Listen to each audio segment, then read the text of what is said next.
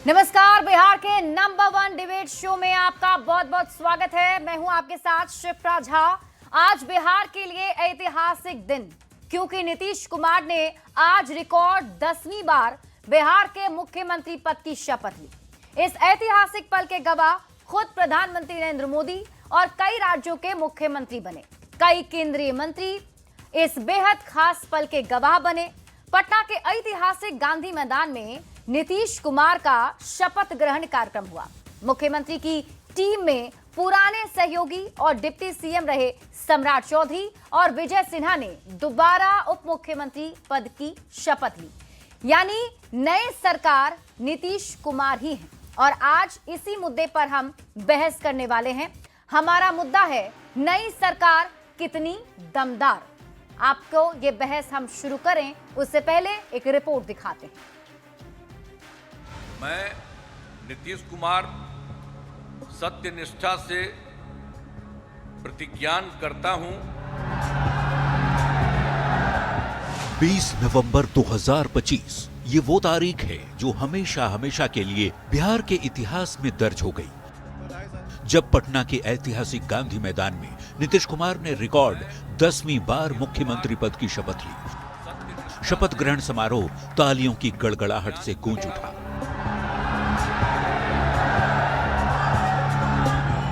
गुरुवार को नीतीश कुमार ने 10वीं बार बिहार की बागडोर संभाली। राज्यपाल आरिफ मोहम्मद खान ने नीतीश को शपथ दिलाई। भव्य शपथ ग्रहण समारोह में जब नीतीश कुमार ने बतौर सीएम पद एवं गोपनीयता की शपथ ली, प्रधानमंत्री नरेंद्र मोदी भी उस पल के साक्षी बने। शपथ ग्रहण समारोह में मंच पर एनडीए का शक्ति प्रदर्शन भी दिखा। स्टेज पर पीएम मोदी के साथ साथ बीजेपी अध्यक्ष जेपी नड्डा, गृह मंत्री अमित शाह, केंद्रीय मंत्री जीतन राम मांझी, चिराग पासवान, गिरिराज सिंह, नित्यानंद राय, अनुप्रिया पटेल और ललन सिंह मौजूद थे। साथ ही यूपी के सीएम योगी आदित्यनाथ, दिल्ली की मुख्यमंत्री रेखा गुप्ता, आंध्र प्रदेश के मुख्यमंत्री चंद्रबाबू नायडू, महाराष्ट्र के मुख्यमंत्री देवेंद्र फडणवीस, डिप्टी सीएम एकनाथ शिंदे, हरियाणा के मुख्यमंत्री नायब सिंह सैनी, राजस्थान के मुख्यमंत्री भजनलाल शर्मा और उप मुख्यमंत्री दिया कुमारी भी इस ऐतिहासिक पल का गवाह बनी। इस भव्य समारोह में सीएम का परिवार भी शामिल हुआ और बेटे निशांत ने पिता के मुख्यमंत्री बनने पर खुशी जताई। कार्यकर्ताओं की मेहनत है, हमारी नीतियों को उन्होंने जन जन तक पहुंचाया, चाहे केंद्र सरकार की नीतियां हो, राज्य सरकार की हो, भाजपा जदयू, तो सबका योगदान है। देश भर से आए सैकड़ों वीवीआईपी मेहमान और हजारों लोगों से खचाखच भरे गांधी मैदान में प्रधानमंत्री नरेंद्र मोदी ने 1, 2, 3, 4, 5 बार झुककर बिहार की जनता को नमन किया। उसके बाद सीएम की नई टीम के साथ मंच पर खड़े होकर प्रधानमंत्री ने गमछा लहराकर लोगों में जोश भर दिया। पीएम मोदी के साथ साथ नीचे मैदान में खड़े सैकड़ों लोग भी बिहारी स्टाइल में गमछा लहराने लगे।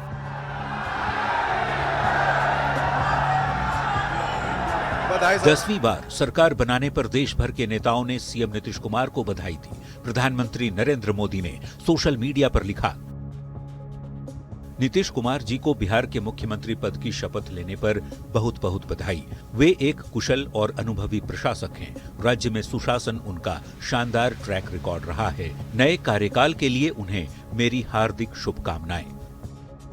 ये चौथी बार था जब नीतीश ने गांधी मैदान में सीएम पद की शपथ ली। ये रिकॉर्ड बनाने के साथ साथ 10वीं बार मुख्यमंत्री बनने का कीर्तिमान भी अपने नाम कर लिया। पटना संवाददाता आनंद अमृतराज के साथ ब्यूरो रिपोर्ट, न्यूज़ 18।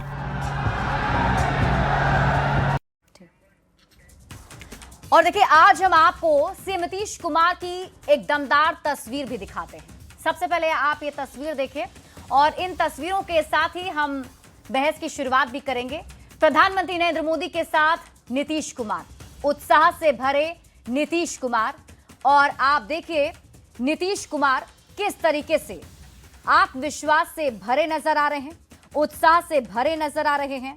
और ये तस्वीर बताती है कि मुख्यमंत्री नीतीश कुमार अपने नई टीम के साथ दमदार तरीके से बिहार के विकास की रफ्तार को आगे बढ़ाने के लिए तैयार हैं।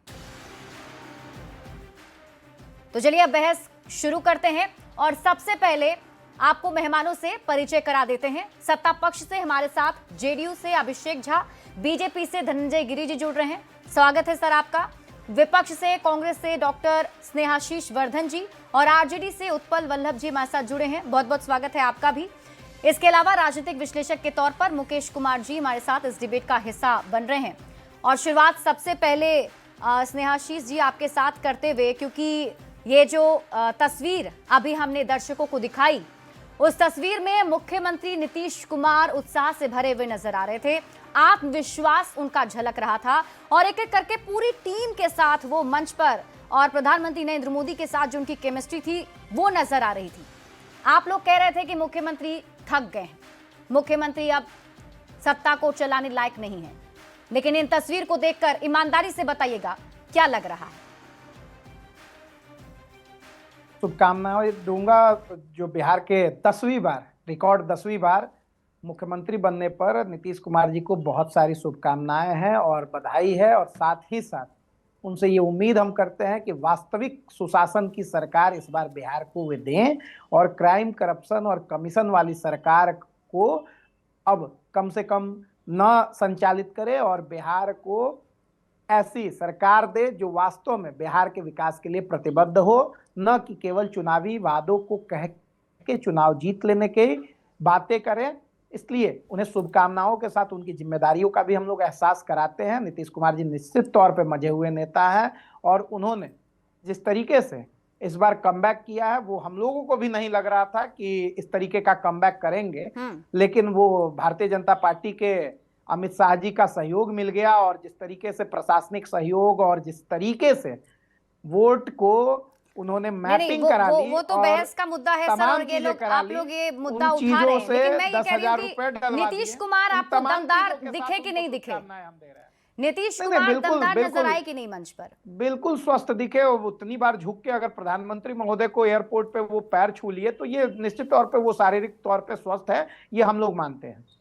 उत्पल जी, ये तस्वीर क्या कहती है मुख्यमंत्री की? आप लोग सबसे बड़ा आरोप लगा रहे थे।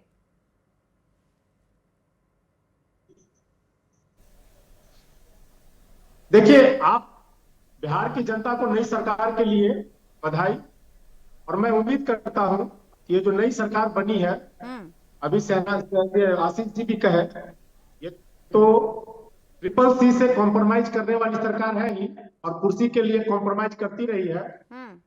और बिहार की जो आने वाले 5 साल में है जो कमिटमेंट किए हैं उसको ये पूरा करें। हालांकि इतिहास ऐसा है नहीं कमिटमेंट के बारे में। और जहां तक बात रही तो आपको एक चीज और इस मंच पर और कुछ दिखा है विशेष इस बार कि कई परिवारवादी पार्टियों के सरदारवादी के अंतर छत्र छाया के अंतर में ये मंच पे दिखा है। लेकिन देखिए, एक विपक्ष, रिस्पॉन्सिबल विपक्ष के नाते, क्योंकि अब देखिए जनता ने आपको विपक्ष में रहने का मौका दिया है और विपक्ष क्योंकि लोकतंत्र का एक मजबूत हिस्सा भी है और वैसे में देखें तो आप लोग एक कंस्ट्रक्टिव तरीके से आगे बढ़ सकते हैं। आपको नहीं लगता कि तेजस्वी यादव को आज शपथ ग्रहण समारोह में शामिल होना चाहिए था? उत्पल जी, देखिए, तेजस्वी जी किस कारण से नहीं आए हमें पता नहीं है, इसकी जानकारी नहीं है, लेकिन सरकार का हिस्सा होते हैं, प्रतिपक्ष के नेता भी सरकार के हिस्सा होते हैं और विपक्षी पार्टियां भी होना चाहिए। चलिए ठीक है। धनंजय जी, बीजेपी प्रवक्ता हमारे साथ जुड़े हुए हैं। धनंजय जी, देखिए, नई सरकार, दमदार सरकार हमने तस्वीरों में तो देख ली और अब विपक्ष के नेता यही कह रहे हैं कि उम्मीद करते हैं जो घोषणाएं की गई हैं, जो वादा किया गया है बिहार की जनता से, उसे उसी तरीके से पूरा किया जाए।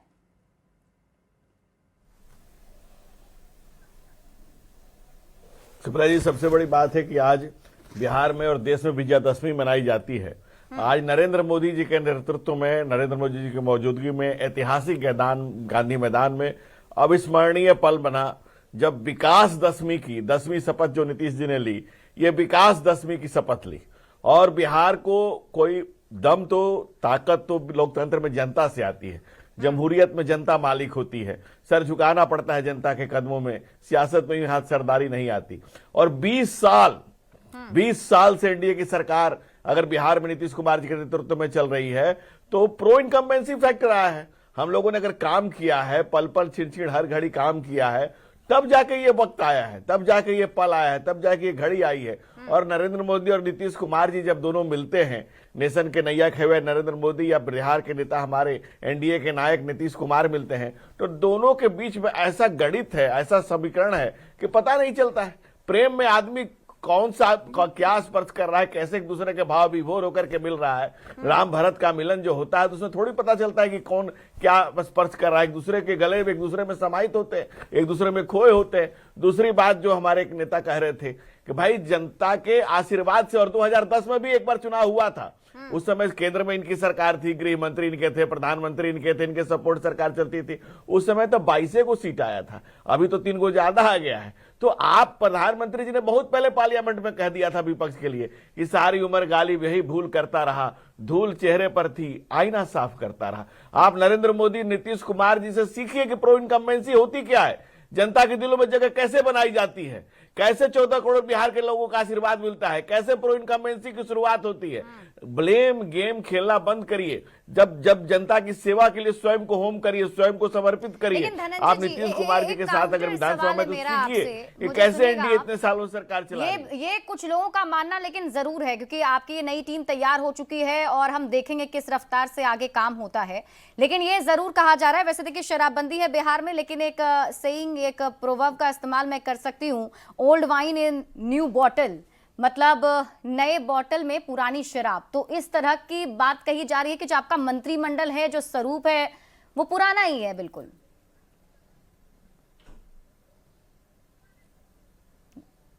देखिए, नरेंद्र मोदी के जी की मौजूदगी में नीतीश कुमार जी ने शपथ ली, वो क्या था? नीतीश कुमार जी नायक है, नेतृत्व करता है, एनडीए के माने हुए नेता है। और जो रॉबर्ट फ्रोस्ट की 4 लाइनें जो लास्ट की हैं, वो मैं कहता हूं कि नीतीश कुमार जी के व्यक्तित्व से झलकता है कि woods are lovely, dark and deep, we have promises to keep and miles to go, miles and miles to go before we sleep. हमें अभी बहुत लंबा सफर तय करना है। बिहार को वहां लेकर के जाना है कि बिहार अपने 50 साल अतीत की तरफ लौटे।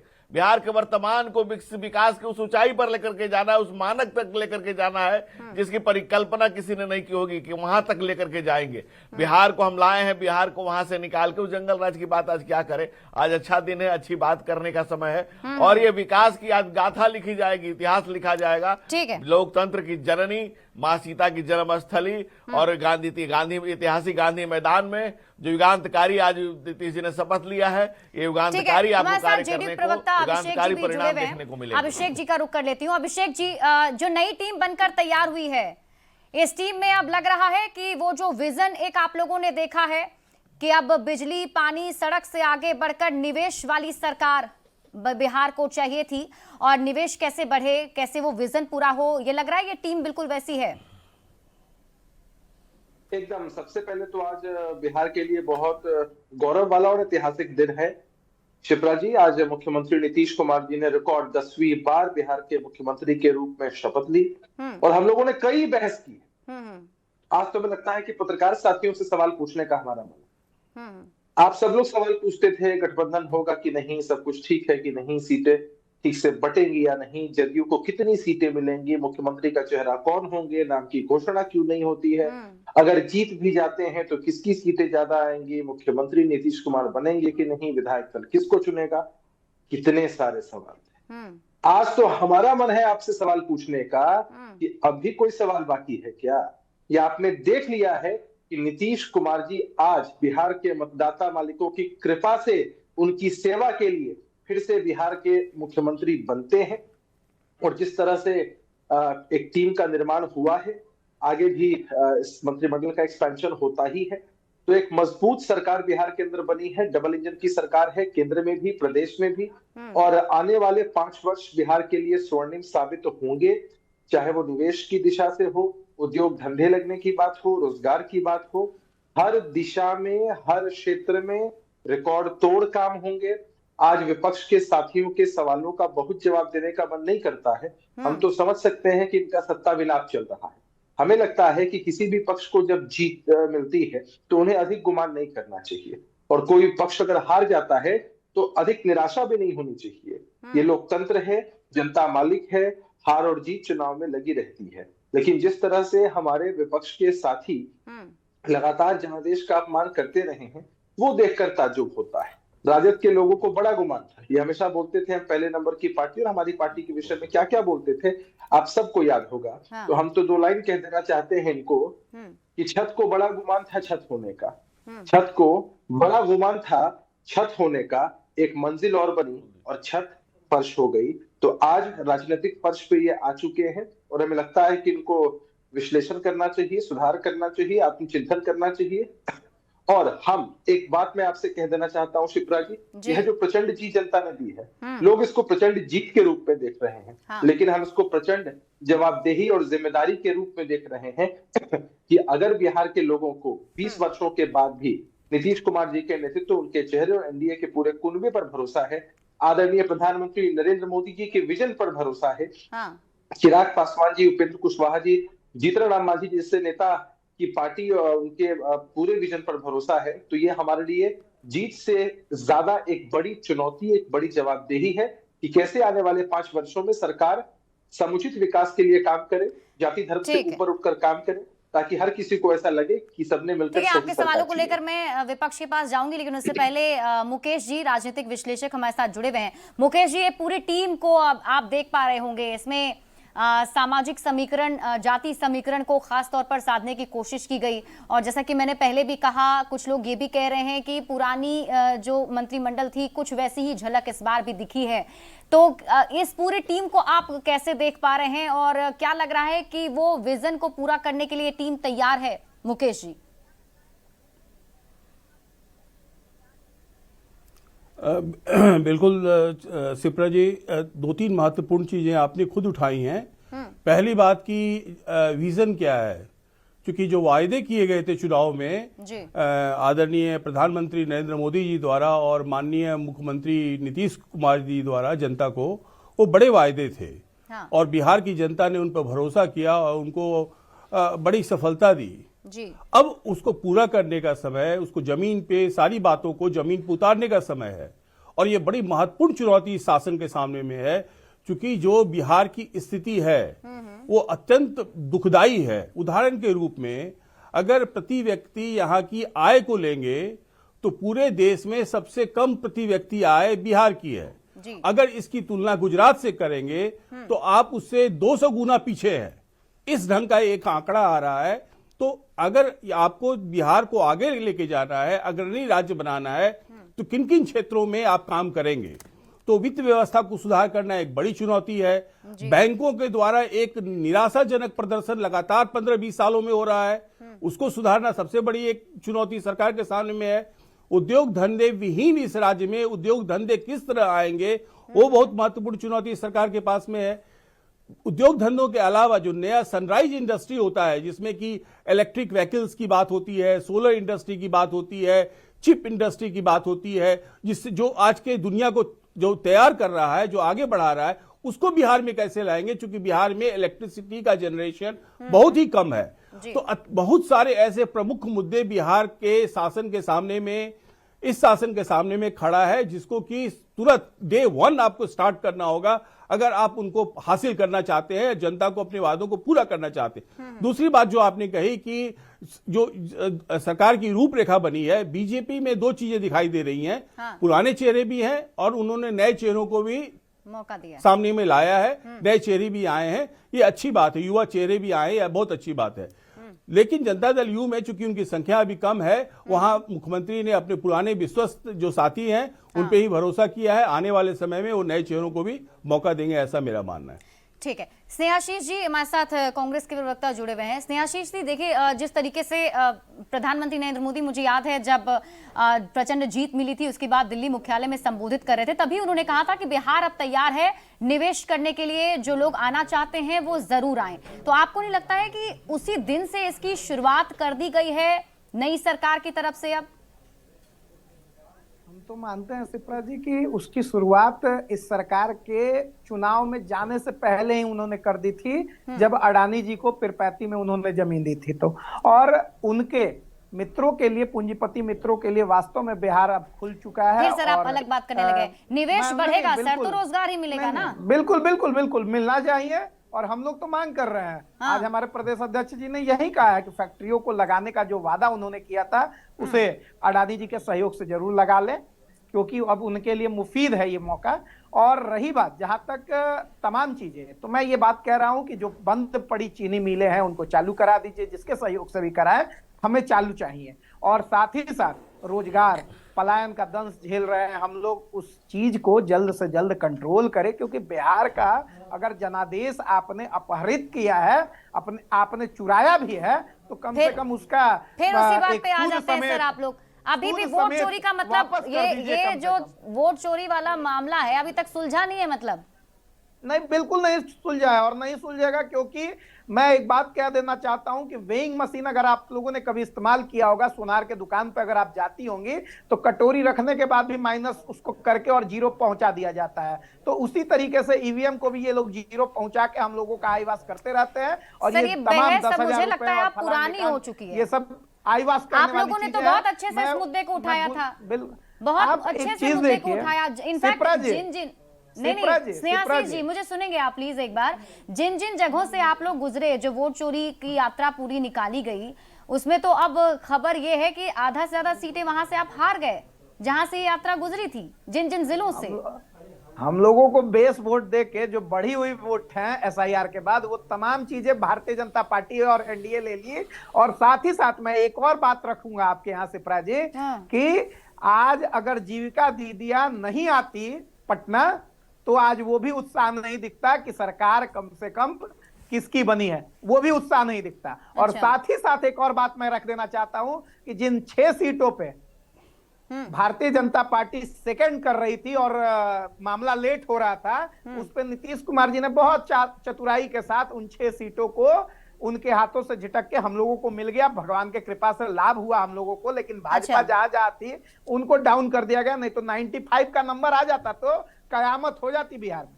ठीक है, चलिए धनंजय जी, ये फिर से वही आरोप लगाया जा रहा है कि अपहरित किया गया है जनादेश। नहीं, देखिए क्या है ना, कांग्रेस पार्टी में ये कल्चर है। हाँ। इस देश में पहला बार चुनावी गड़बड़ी की गई संविधान निर्माता बाबा साहब डॉक्टर भीमराव अम्बेडकर के साथ। 74,000 वोट को इनवैलिड किया गया, 14,000 से चुनाव हारे। बाबा साहब ने 18 पेज का रिट पिटीशन खुद ही दाखिल किया, वह कांग्रेस पार्टी के खिलाफ किया, कम्युनिस्ट को भी उसमें एक्यूज बनाया। इस देश में एक प्रधानमंत्री को सजा हुई चुनावी गड़बड़ी के कारण स्वर्गीय श्रीमती इंदिरा गांधी को हुई। तो ये कांग्रेस के कल्चर में ये सिस्टम रहा है। अब चोर आप कहेंगे तो जो चोर होगा, आप बाजार में खड़ा होकर चोर चोर कहेगा तो चोर होगा, भागने लगेगा। तो जिसके मन में चोर है, जो आप देखिए राहुल गांधी क्या कहते हैं कि परमाणु बम फोड़ूंगा, हाइड्रोजन बम फोड़ूंगा। परमाणु बम में फ्यूजन रिएक्शन होता है, हाइड्रोजन बम में फ्यूजन रिएक्शन होता है, लेकिन कांग्रेस में सिर्फ कंफ्यूजन ही कंफ्यूजन है। अब 95 चुनाव अगर राहुल बाबा के नेतृत्व में हारते हैं तो ठीकरा बम तो फोड़ने के लिए चाहिए ना। अब ठीकरा बम किसके माथे पर फोड़े? ठीकरा बम फोड़ने के लिए आप संवैधानिक संस्थाओं पर फोड़ दीजिए, निरी ईवीएम पर फोड़ दीजिए, जिसके खिलाफ 14-15 केसेस सुप्रीम कोर्ट से रिजेक्ट हो चुकी हैं। जहां जहां पड़े संतन के चरण, जहां जहां प्रभु गए, वहां वहां से कांग्रेस साफ करते गए। और जहां यही राहुल गांधी जी को कुछ दिन और चुनाव लड़ने दीजिए, सेंचुरी लगाएंगे और देश की संवैधानिक संस्थाओं पर आरोप लगाएंगे। और आप देख लीजिए बिहार में मौकरी हो गई। जब वो घूम रहे थे तो एक महिला को पकड़ के ले आए कि इनके पूरे परिवार का वोट कट गया। दूसरे दिन उन्होंने कहा कि मुझे पकड़ के लाया गया था, मेरा तो वोट बिल्कुल साबुत है पूरी तरह से। और अब तो छोड़ दीजिए, सहयोगियों ने तो कांग्रेस पर आरोप लगाना शुरू किया ही था। अब inside the Congress, with in the Congress party, लोगों ने शुरू हो गया है कि भाई राहुल बाबा के नेतृत्व में अगर यही हाल रहा तो कांग्रेस में कांग्रेस जनों का कोई भविष्य नहीं है, ये स्पष्ट हो चुका है। और इस बात को फॉलो कर धनंजय जी की बौखलाहट मैं समझ सकता हूं। मैं बार बार इसीलिए कह रहा हूं कि वोट जिसके दाढ़ी में तिनका फंसा होगा वो वोट चोर है। और वोट चोरों की बौखलाहट दिख रही है कि किस तरीके से चुराए हुए जनमत, पहले भी आप चुरा के ही बिहार की सत्ता में काबिज हुए थे। मैं जदयू के साथी को नहीं बोलूंगा इस बात को, भाजपा को जरूर बोलूंगा कि आप पहले भी जनमत का अपहरण करके बिहार में सरकार बनाए हैं। तो आपके नेता लोग कैसे जीत गए फिर सर? और फिर तेजस्वी यादव राघोपुर से कैसे जीत गए? वो भी हार जाते फिर, ऐसा ही था। तो अब इस पे तो जो मशीन सेट किया वो ना बताएगा। ये तो फिर वही बात हो गई, जहां जीतते हैं वहां पे मशीन ठीक, जब जहां सेट किया हार जाते है हैं वहां खराब। 8 दिन चलिए उत्पल जी, ओवरटाइम- आप लोग को भी यही लग रहा ओवरटाइम है करके जो या फिर पटना में आरजेडी बैठे अब थे वो बताएं। आत्ममंथन करने वाला है कि आखिर इतना खराब प्रदर्शन आरजेडी का कैसे रहा? देखिए, सबसे पहली बात कि पिछले बार जो कुछ बात की उसमें मैं जोड़ दूं। आप प्रधानमंत्री जी जो बोले हाँ। कि निवेश होगा, लेकिन आप क्रोनोलॉजी नहीं समझे। अमित शाह जी ने कहा कि जमीन ही नहीं है बिहार में, इसलिए उद्योग नहीं लगा। जिस तरह से वो क्रोनोलॉजी समझाते हैं ना, तो क्रोनोलॉजी समझ जाइए भविष्य में क्या होने वाला है। अच्छा। रही बात आप कह रहे हैं कि सरकारी तंत्रों का दुरुपयोग का, तो पूरी तरह से सरकारी तंत्रों का दुरुपयोग किया गया है इस चुनाव में। अच्छा। उतनी ही नहीं, अभी कह रहे थे धनंजय जी कि कांग्रेस के समय में केस किया गया, यहाँ तो केस करने का पूरा प्रावधान ही बंद कर दिया गया। आप चुनाव आयुक्त पे केस ही नहीं कर सकते हैं, ऐसा नियम बना दिया गया। आप देखेंगे कि ये लोग चोरी करने का, अपराध करने का कानून बना लिए हैं, अर्थात कानून संगत ही अपराध करेंगे। ऐसा ये भाजपा बनाते जा रही है और लगातार जनमत के आधार में इस तरह का कानून बनाते जा रही है। मतलब सर अभी भी आप लोग उसी पर अटके हुए हैं, ये नहीं सोचना है कि आपने उतनी मेहनत की कि नहीं की? आप लोग जनता का विश्वास जताए नहीं। आप सोचिए सर, मुझे लगता है पूरे देश में बिहार एक ऐसा इकलौता राज्य है जहां 20 साल से एक मुख्यमंत्री नीतीश कुमार आप केस नहीं कर सकते हैं जी, चुनाव आयुक्त पे केस ही नहीं हो सकता है। आप समझ रहे हैं? कोई भय रहेगा? अपने आका के प्रति काम करने में कोई भय रहेगा? और वही दिखा इस बार चुनाव में। जहां आप लोग जीत जाते हैं फिर वहां तो ठीक रहता है, वहां पे फिर क्यों नहीं बोलते हैं? चले ठीक है, अभिषेक जी मुझे लगता है इसका बेहतर जवाब दे पाएंगे। अभिषेक जी, अभी भी इन लोगों को यही लग रहा है कि सरकारी तंत्र का दुरुपयोग करके ये जीत हासिल हुई। ये निष्पक्षता पे सवाल नहीं उठाता। तभी तो हमने साफ तौर पर शुरू में अपने संबोधन में कहा ना शिप्रा जी कि सबसे बुरा तब लगता है जब हमारे विपक्ष के साथी लोकतंत्र की खूबसूरती को खराब करके बिहार के लोगों के लिए जनादेश का इस तरह से अपमान करते हैं। अब कांग्रेस के साथी यहाँ टीवी पर कह रहे हैं कि मशीन सेट नहीं हुआ होगा। अरे भाई, मशीन सेट करने की ताकत होती किसी के भी पास तो किसी जीवन में तेजस्वी यादव जी नहीं जीतता। दूसरा, हमारे साथी कहते हैं एसआईआर प्रक्रिया के माध्यम से अनैतिक लाभ लिया गया। भाई, चुनावी प्रक्रिया अब इतनी पारदर्शी हो चुकी है कि सब कुछ सामने होता है। और मैं आपको बताता हूं कि इनका सत्ता विलाप इस तरह का क्यों, क्योंकि एक माहौल बनाया जाता है इस बिहार के अंदर कि लालू प्रसाद यादव जी ने 3 चुनाव जीते। क्या उनकी पार्टी ने या उनके समर्थित लोग? वो जमाना शिप्रा जी तब का था जब ये लोग बूथ लूटते थे, ये लोग गोली बंदूक के नाम पर बूथ को छाप लेते थे। लेकिन अब तो ऐसी व्यवस्था है, अब तो मतदाता मालिक जनता मालिक जाते हैं, बहुत पारदर्शी तरीके से अपना वोट देते हैं। हमें लगता है कि राजद के साथियों के अंदर की बौखलाहट इसलिए है क्योंकि महिलाओं का इतना व्यापक समर्थन हमको मिला इस चुनाव में। आपने देखा किस तरह से जो मतदाता, जो महिला मतदाता है उनका वोटिंग प्रतिशत किस तरह से उसमें इजाफा हुआ था। तो ऐसी परिस्थिति में राजद के साथियों को इस बात की बौखलाहट भी ज्यादा होगी कि उनके दल में रहने वाली जो महिला साथी हैं या उनके जो कार्यकर्ता हैं, उनके घर की जो महिलाएं हैं, उनका भी जो मत है, कीमती मत है, वो हमारी पार्टी, हमारे नेता, हमारे गठबंधन को मिला है। इस बात की बदलाव देखिए। अच्छा चलिए, सत्ता विलाप अपना बनी चलिए। लोकतंत्र में जनता ने जो आदेश दिया है उसका सम्मान उत्पल जी को शांत कराएंगे तो मैं बेहतर तरीके से बोल पाऊंगा जब तक हमारी बातें। चले मैं वापस लौटती हूँ। मुकेश जी आपको भी ऐसा लगता है कि जिस तरीके से विपक्ष के नेता हैं वो ना तो आत्ममंथन पर ध्यान देते हैं ना फिर वो ये ध्यान देते हैं कि आखिर चूक कहाँ रह गई, बस ये कह देना कि अब यहाँ पर अपहरित कर लिया गया जनादेश, ये ठीक लग रहा है आपको?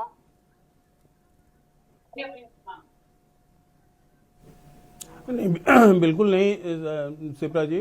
प्रजातंत्र में जनादेश जो होता है, जनता का जो आदेश होता है, उसको हर एक राजनीतिक दल को स्वीकार करना चाहिए और खुले दिल से स्वीकार करना चाहिए और भविष्य से के लिए उससे सीख लेनी चाहिए और आगे की तैयारी करनी चाहिए। जो जनादेश जनता देती है और बिहार की में 7.5 करोड़ की आबादी ने इस बार मतदान किया था, तो किसी भी स्तर पे कोई बड़ा जो है वो जो भी आक्षेप लग रहा है वो संभव नहीं है। दूसरी महत्वपूर्ण चीज जो है कि बिहार ऐसे मुहाने पे खड़ा है इस चुनाव के बाद, इस आज के सरकार गठन के बाद में, कि बिहार में विकास का स्वर्णिम काल हो सकता है, हो सकता है, मैं इस बात को जोर दे रहा हूं, क्योंकि यहाँ पे रोजगार की बड़ी संभावनाओं की तलाश की गई है, लोगों ने आश्वासन दिया है, वायदे किए हैं, निवेश की बहुत बड़ी बातें की गई हैं, निवेश दोनों ढंग के निवेश की बातें हुई है, सरकारी निवेश और बाहर से आने वाला निवेश। क्योंकि बिहार एक ऐसा प्रदेश है कि कहीं से किसी अभी तक लगभग 30 साल के इतिहास में विदेशों से कोई निवेश बिहार में नहीं आया है। ये बड़ी एक चुनौती होगी सरकार के सामने में कि किस ढंग से विदेशों से निवेश आए। तीसरी महत्वपूर्ण चीज है कि उद्योगीकरण का एक जाल, चूंकि वो हर एक इंडस्ट्री में, हर एक सेक्टर में हो सकता है, चाहे वो एग्रो इंडस्ट्री हो, चाहे वो फूड प्रोसेसिंग सेक्टर हो, चाहे वो इंडस्ट्रियल सेक्टर, उदाहरण के रूप में लेदर इंडस्ट्री हो। तो ये काफी बड़ी संख्या थी। अपने शुगर मिल्स हो सकते हैं, शुगर मिल तो 26 की संख्या में शुगर मिल बिहार में काम करते थे, आज वो 8 की संख्या में है। तो उस 8 को कम से कम 24 करने में सरकार को 1 या 2 साल समय लगना चाहिए। अगर सरकार की दृढ़ इच्छा शक्ति होगी तो कई महत्वपूर्ण अभी चुनौतियां सरकार के सामने में खड़ी है। नीतीश कुमार जी अनुभवी या कुशल प्रशासक हैं। हम लोग का ऐसा मानना है कि वो इस कार्यकाल में बिहार को नए रूप में, नए धरातल में ले जाने के लिए कड़ी मेहनत करेंगे और बिहार के विकास को उत्पल जी, जल्दी से आपका जवाब, आप कुछ कहना चाह रहे थे। और देखिए, लोकतंत्र में हार जीत तो लगा रहता है सर, आपको बड़ी जिम्मेदारी मिली है विपक्ष में रहकर, आप अच्छा तो कर ही सकते हैं, सजेशन दे ही सकते हैं सरकार को। नहीं, शिप्रा झा जी, मैं पूछ रहा हूं कि ठीक है, कोई गड़बड़ी नहीं हुई है, आपके अनुसार हम भी मान रहे हैं कोई गड़बड़ी नहीं हुई है, लेकिन जहां एक तरफ चुनाव आयोग पे और चुनाव आयुक्त पे लगातार शंका किया जा रहा है, वैसी स्थिति में निष्पक्षता का भाव दिखाना चाहिए। तो लगातार कानून ऐसे बनाए जा रहे हैं, एक तो उनकी बहाली की जो नियुक्ति की प्रक्रिया प्रोसेस बदली गई, दूसरी तरफ क्या जरूरत पड़ी कि उनपे आप केस नहीं कर सकते हैं? अरे केस करने पे सुनवाई तो कोर्ट में ही होगा ना। क्या भारत के न्यायिक व्यवस्था में ये सरकार को विश्वास नहीं रह गया? जो चुनाव आयुक्त में आप केस नहीं कर सकते जैसे नियम बना दिया। चलिए जल्दी जवाब लेते हैं, धनंजय जी से जवाब ले लेती हूँ मैं, समय की थोड़ी कमी है सर मेरे पास। धनंजय जी, जल्दी से छोटा जवाब, उत्पल जी कई सवाल उठा रहे हैं आप ही लोगों पर। शिप्रा जी, उत्पल जी सही सवाल लेके कई बार कोर्ट में गए हैं, एसआईआर की प्रक्रिया रोकने के लिए सुप्रीम कोर्ट में गए और लगातार गए हैं। उसमें सिर्फ एक चीज हुआ कि आधार कार्ड लागू हुआ और कोर्ट ने जब कहा, राहुल गांधी जी आरोप लगाया कि इसको एफिडेविट करके दे दीजिए, तो एफिडेविट करने से भाग गए। इसके अलावा उत्पल जी को आत्मबंधन के लिए 2022 में चले जाना चाहिए, 2015-10 में चले जाना चाहिए। 2010 में इनके पास सीटें कितनी आई थी? केंद्र में इनकी सरकार थी, गृह मंत्री इनके थे, चुनाव आयोग सब कुछ इनका था। एक समय था कि बिहार में लालू यादव चुनाव से वोट जिन निकालते थे, ब्रह्मपिशाच निकालते थे। तो आदत खराब है, बुध लुटेरे की संस्कृति रही है इनकी। आज भी इनके चुनाव प्रचार में वही सब गाने बजाने बजते हैं। और देख लीजिए, अगर आप चैनल पर नहीं होती तो अभी भी कट्टा सटा दिए होते। इनकी बातों को कितना ध्यान से सुना गया, लेकिन ये जवाब जानते हैं कि सवाल इनके गलत है, इसलिए जवाब सुनना नहीं चाहते। आप देखिए, मैंने कितना एहतराम किया, कितना इनका सम्मान किया कि इनके सवाल को बहुत ध्यान से सुना, लेकिन इनको जवाब से मतलब नहीं है, इसलिए जवाब देने नहीं देंगे, पीछे बोलते ही रहेंगे, क्योंकि उनको पता है कि सवाल ही आरोप प्रत्यारोप का दौर तो चलता ही रहेगा। माफी के साथ आप लोग को रोक रही हूँ, समय की बस कमी है। बहुत बहुत शुक्रिया आप सभी का हमारे साथ जुड़ने के लिए और इस बहस में शामिल होने के लिए। लेकिन देखिए, बिहार में नई सरकार बनकर तैयार हो चुकी है और आशा उम्मीद यही है कि नई सरकार आगे दमदार तरीके से बिहार के लिए काम करे।